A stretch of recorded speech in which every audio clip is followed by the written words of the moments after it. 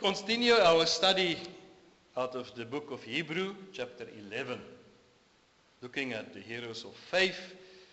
Last Sunday, we looked at Abram, and there's so much to say about Abram, but so I'm not going to touch on everything, so I'm going to conclude with Abram this morning, and going to read from verse 13 to 19. These all died in faith, not having received the things promised, but having seen them and greeted them from afar, and having acknowledged that they were strangers and exiles on earth. For people who speak thus, make it clear that they are seeking a homeland. They had been thinking of that land from which they had gone out. They would have had opportunity to return. But as it is, they desire a better country, that is a heavenly one. Therefore God is not ashamed to be called their God, for he has prepared for them a city. By faith Abram, when he was tested, offered Isaac. And he who had received the promises was in the act of offering up his only son, of whom it was said, through Isaac shall your offspring be named. He considered that God was able even to raise him from the dead, from which, figuratively speaking, he did receive him back. So far, the reading of the word. We have looked at these heroes of faith, examples of faith,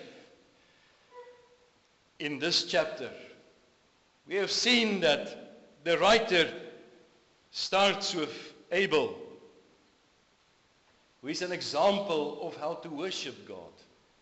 Not in his own manner, but as God has prescribed, a true offering, a sacrifice offering, a blood offering for the forgiveness of sins. We've also saw that Enoch, he walked with God. He was a preacher of the Word of God. He was preaching about judgment. But he walked with God, and God took him away. We've also seen the example of Noah, who acted, who obeyed God's word. For 120 years, he was building an ark while people was amongst him, and they mocked him, and they didn't accept his word. And when they entered into the ark, and God closed the door, and that was the final time of redemption for people to be saved. And after the door was locked, the flood came, and the people died, and only the 8 in the ark was saved. They were examples of people who lived in faith. We've also seen in the life of Abram. He's the father of faith, the father of our faith. And he also was called by God. He grew up in a city that was full of idol worship, the moon god and other gods. But God called him, and he listened, and he obeyed. And you see, he walked a long way with God. He received the promises of God. And we see here in this verse, chapter 13, speaking of the many heroes of faith, the examples of faith, it's a striking statement in this verse 13 when he says, these all died in faith. All of these people he mentioned as examples of faith did not die in disappointment or in confusion. They died trusting God. And with that confidence, which was undiminished, they went forward. They moved towards their destination. And while they were still living, they lived as if they was going or was entering into that destination. And to understand the full meaning, we need to consider in Abram's life, as we looked at his faith, at the promises he received, and if we honestly look at his life, what he had, the promises he had received, but what he actually had and had not received when he died. It's amazing. God promised him a great nation. But when he died, he had only one son of promise and a small family of descendants. God promised him the land of Canaan as an everlasting inheritance. But when he died, he owned only a burial cave at Machpelah, where Sarah was buried. It's all that he possessed, land. God had promised that through his offspring all the nations of the earth would be blessed. But the fulfillment of that promise was far in the future with the coming of the Messiah, nearly 2,000 years in the future. So humanly speaking, at the time of Abram's death, God's promises was in a sense, many of them unfulfilled. But yet, Hebrew 11 pictures and present them as complete the opposite. Abram did not die in discouragement. He did not die questioning God and his faithfulness, or even his decision to leave earth. He didn't question that. He died even though he didn't saw many of his promises fulfilled. He died still believing, because his confidence had never been based on what he owned or what he saw, but it rested on the faithfulness of God himself. And because of this, the difficult circumstances at the end of his life could not shake his faith. And this reveals to us, maybe in a sense, what is real biblical faith. Faith does not require immediate and complete fulfillment in order to remain confident.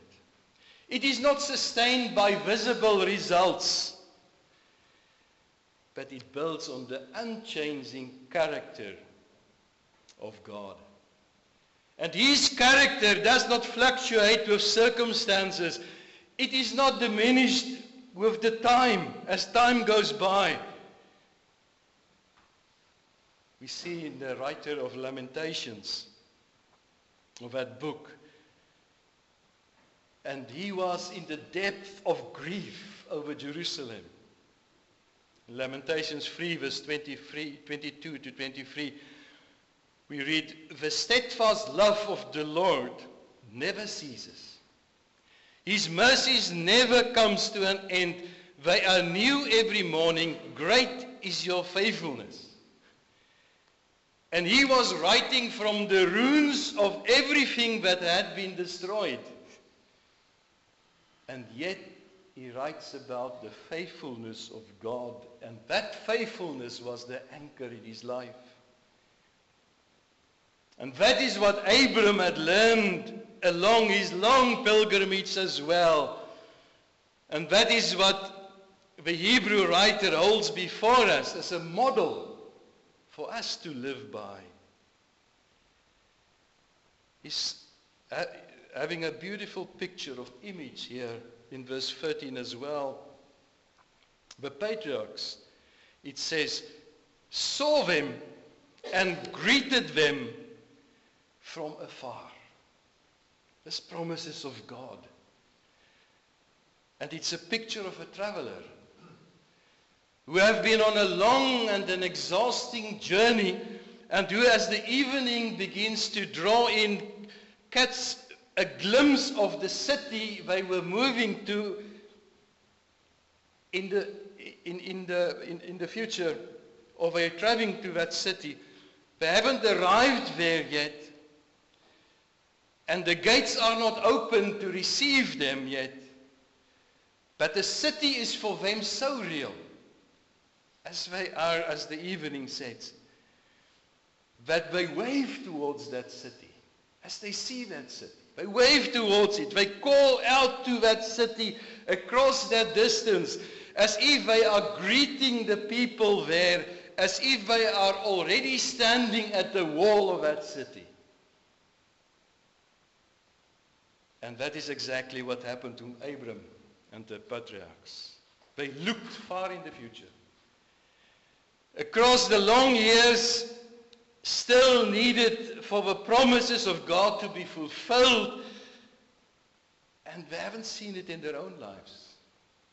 But they welcomed it with confidence. And they did this because they trusted the one who had promised it to them. They built it upon a faithful God. And so it is with us as well.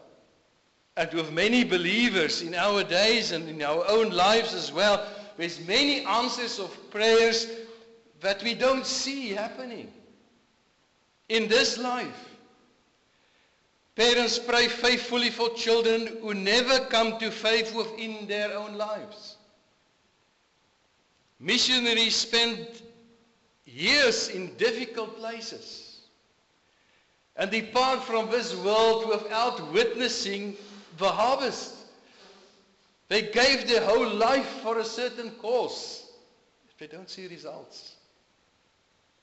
Pastors preach God's word with faithfulness and consistency, maybe across a whole ministry, and they see little fruit. The fruit they've prayed for. And from a world's perspective, it might look as if that life is unfinished and unsuccessful. But the book of Hebrews says otherwise. As the heroes of faith tells us, they died, and many Christians died exactly as Abram died, in faith, greeting the promises from afar, confident that God is faithful. He's not bounded by the length of our human life. One day is for him like 1,000 years, and 1,000 years is like one day. How did they live in this world? Verse 13 tells us. They acknowledged that they were strangers and exiles on the earth. And this was not a private belief they covered so that no one else could see it. They openly lived like that in this world. They revealed to the people, they showed to them, they are not here permanently. They are on their way. They are pilgrims. This is not their true home. As this passage tells us of Abram, he lived in tents. And that journey of Abram was bringing that message that he's journeying through a land and a country that he will never own, but they were looking for a better home. So every time he pitched his tent and he hammered in the peg, he was preaching a message. I'm only here temporarily. I'm moving on to a lasting home, to my eternal city, and this tells us of which God is the architect and the builder. One with foundations. His tent was temporary. He's going to pick up the pegs the next morning and move forward. But he was moving towards a city of which God is the builder and the foundations. That was his priority. And it must be our priority as well. If we belong to the kingdom of God, as Paul says in Philippians 3 verse 20, our citizenship is in heaven, and from it we await the Savior, the Lord Jesus Christ. Abram lived in this world, but it was not his true home. And for the Christian as well, this is not our true home. Our true home will be with Christ one day. And what makes their faith also remarkable, and we can include Isaac and Jacob as well, they had the opportunity to return back to where they came from. Abram could have returned to Ur at any time. Nothing forced him to stay in Canaan. The same was true of Isaac and Jacob. But they never went back. Why? This passage tells us because their hearts were set on something better. They were not simply looking for a better place on earth, they were looking for a heavenly country. And that is maybe one of the clearest pictures of their genuine faith. They were on this journey. And although it was difficult, they have tasted something else and something beautiful and something wonderful. And that is a relationship with God. And they could not exchange that for the way they had, the life they had in Ur. And they did not want to return to that life again. And the Christian as well, if they have tasted the goodness of God, they never want to return to the old life again. The first readers of this book, Hebrews, they were faced with that challenge. The whole book is written to them to encourage them to move forward, not to go backward. There was pressure on them to turn away from Christ and return to Judaism and to avoid persecution. And he tells them of Abram, the father of the believers. And this whole letter is to encourage them to go forward, to press forward, to look unto Jesus. Abram's refusal to return to Ur, it was in itself a sermon preached to the people. The city he was heading to was worth everything.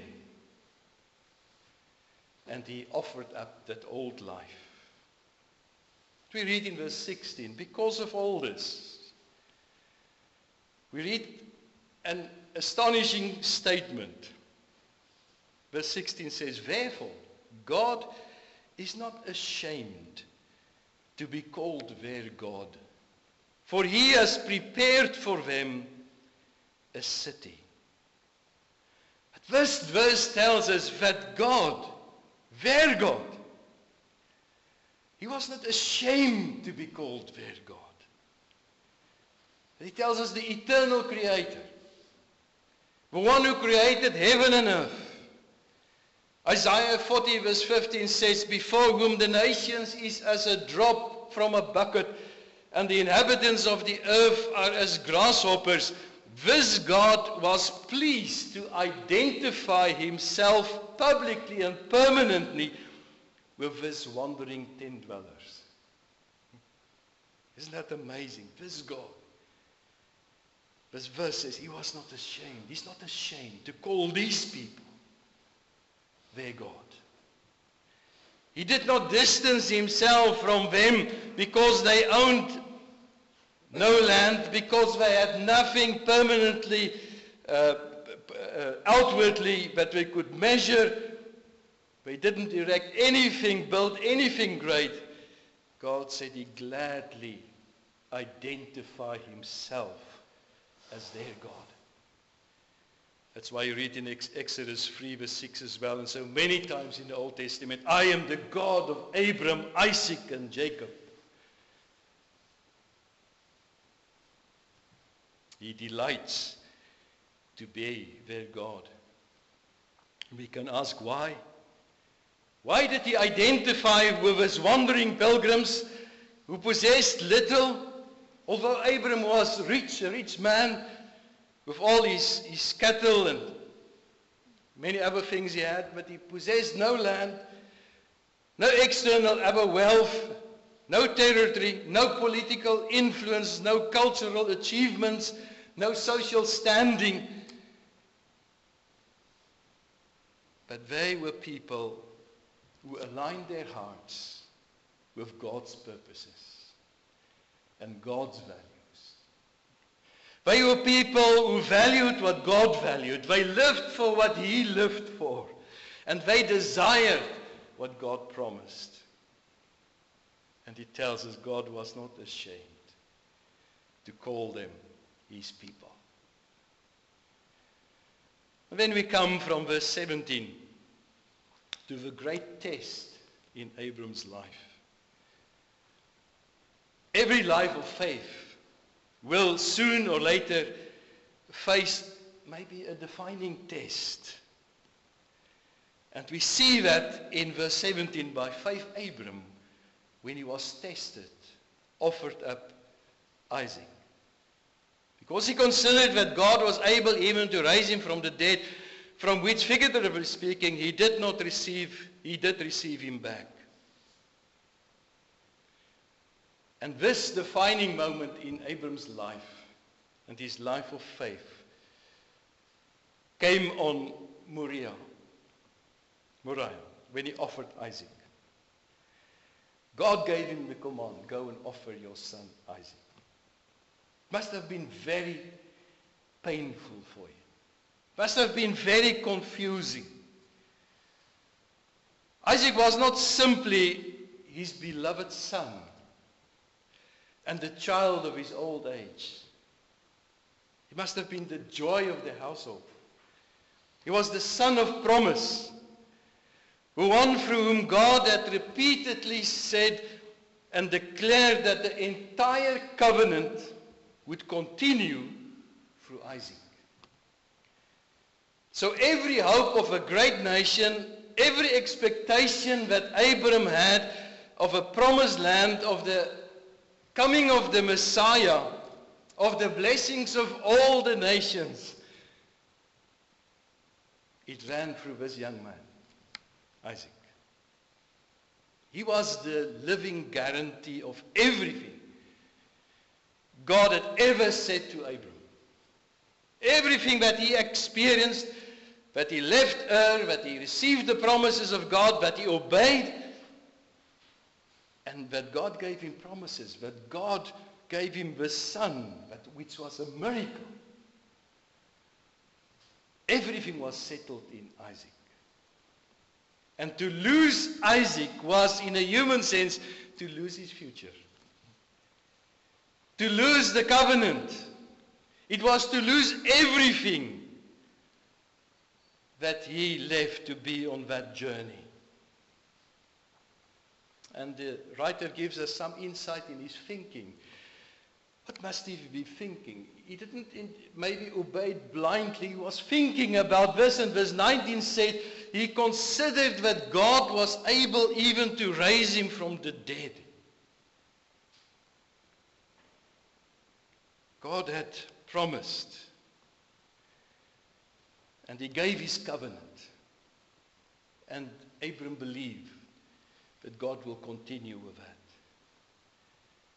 He stood on the fact that God always kept his promises. He cannot lie. He cannot contradict himself. He cannot fail. And he was even thinking that if God required Isaac's life, then God was able even to give it back, to resurrect him from the dead, as he gave life to Sarah in a barren womb. He could raise Isaac again. So he did not focus on the impossible situation. He focused on the greatness of God. And we see that so many times in the Bible, even in the New Testament. As the angel said to Mary, for nothing will be impossible with God. Nothing will be impossible with God. And that confidence in God's power and his faithfulness gave Abram the strength to keep walking to the Mount of Moriah. We read in Genesis 22 that it was a 3-day journey. to Mount Moriah. And yet in those 3 days, it must have been filled with sorrow. We don't know what he was thinking. He was tested every step, his love for Isaac, his trust in God. But he kept walking. Every step was an act of obedience.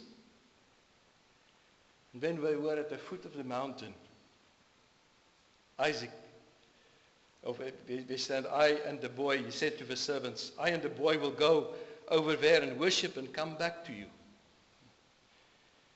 And these words reveal something of his confidence in God and his promises by saying, I and Isaac will come back to you. They climbed the mountain together, and Isaac carried the wood. There's some figure in that as well, Christ carrying the wooden cross. And then Isaac asked the question, and it must have broken Abram's heart. It must have pierced his heart when he asked his father, where is the lamb for a burnt offering? They're going to offer him, there's no lamb. And Abram replied, God will provide for himself the lamb. And that, his faith has grown to that in this pilgrimage of his life. He trusted God for the impossible. When Abram placed Isaac on the altar and he tied him up and he even wanted to raise the knife, the test and his faith was fully tested and fulfilled. He held nothing back. He was prepared to give to God the most precious thing he had. Everything to God. He laid on the altar. And at that very moment when he was surrendering completely all that he had, God intervened. And the angel of the Lord called from heaven and stopped him. And Abram, looking up, he saw a ram caught in the bushes with his horns. And God provided a substitute for Isaac. Isaac was released, the ram was offered in his place. And Abram named that place Jehovah Jireh. The Lord will provide. And that name would have been spoken in the centuries to come and reminding people everywhere up till this day. And it's a testimony of what God has done that morning. He's the God that will provide. And Hebrew 11 tells us in verse 19, when Abram received Isaac back from the altar, he received him figuratively speaking. And Isaac became a picture of a greater work that God would do one day to accomplish, to save people through his son, the Lord Jesus. And this whole event on Mount Moriah was pointing to Christ's death and his resurrection. And the similarities are striking. A beloved and only son is offered by the Father. The son carries the wood for the sacrifice up the mountain. A substitute is provided. And the same son is received back from the death. And all this points to the Lord Jesus Christ. And it finds its full and complete fulfillment in him. But there's a difference as well. On Mount Moriah, the angel stopped Abram, and Isaac was spared. On Calvary, no one stopped the sacrifice. As Paul writes in Romans 8, verse 32, he who did not spare his own son, but gave him up for us all. God spared Isaac, but he did not spare his own son. There was no substitute for Jesus because he was the substitute. And he's the true Lamb of God that takes away the sins of the world. It was only a picture of the one who was still to come. And the final answer is Jesus. And God's fulfilled words in Abram, when Abram said, the Lord will provide. And he provided his own son. A complete, perfect, and sufficient sacrifice. A few lessons from Abraham who took his son to the altar.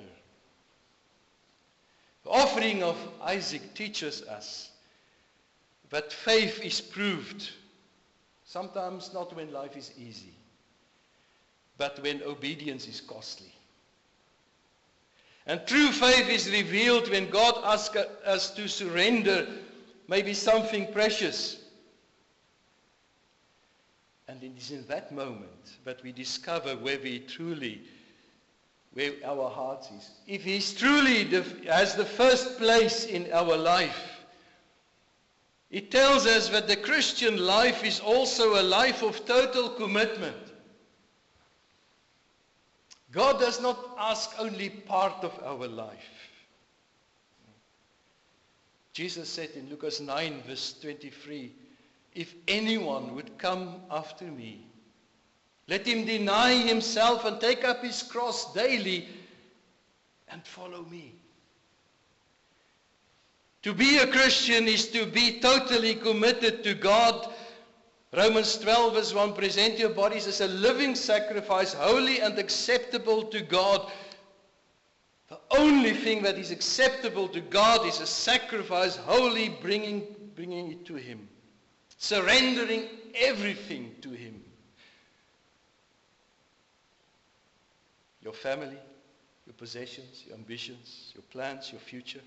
Jesus said, any of you who does not renounce all that he has cannot be my disciple. Does not mean that we have to give everything away. But it means that Christ must have the first place in our hearts. And anything we refuse to surrender to God becomes an idol. Even good gifts can become idols in our lives. But when we do this altar, and every Christian's altar where he placed everything on the altar for God becomes the place of freedom. It becomes the place of freedom. We hold so many times to things. We cling to them as if it is our own. And many things go wrong with those things we cling to, but we still cling to them. There must be sometimes come a time when we release it, put it on the altar. And that's freedom. Putting it in God's hands, who can manage it far better than we can. And as Abraham received Isaac back, whatever we place in God's hands, we receive much more back. He gave his son. We can trust him. And then God becomes for us also Jehovah Jireh. The Lord will provide. To conclude, Abram is more than a great man of faith in the past. He's the father, the Bible tells us, of all who believe. And he's an example of what it means to live by faith. And his life shows us that faith is not about perfection. He had many mistakes. Many. He lied about Sarah. He didn't trust God in a certain period of his life about the promises he gave. He even laughed. But he trusted in a perfect God. And like Abram, we are called to obey God when he calls and to trust him when we cannot see. When we cannot see. To know that his promises seem sometimes delayed, but it will never be unfulfilled. Because he never fails. He never fails. But we can sum up his life in maybe those 4 simple words. By faith, Abram obeyed. And may we also follow in his footsteps. Amen. Let us pray. Heavenly Father, we thank you that in your word we have the example, many examples of people who lived by faith. And that we can learn this morning that you are a trustworthy God. And they hold fast to you, even when there were darkness, even when there were difficult times, even when they felt that things you commanded from them were difficult and understandable. They hold fast to you, and you rewarded them. You became to them the Lord to provide. And help us, Lord, in these days to remember as well that we are pilgrims. We are strangers in a foreign land. And that we are moving towards a city of which God is the builder. You've laid the foundations. And that we can this morning know that you, if we follow that road, and the life of the patriarchs, and we follow their faith, you will also not be ashamed of us. We ask this all in Jesus' name. Amen.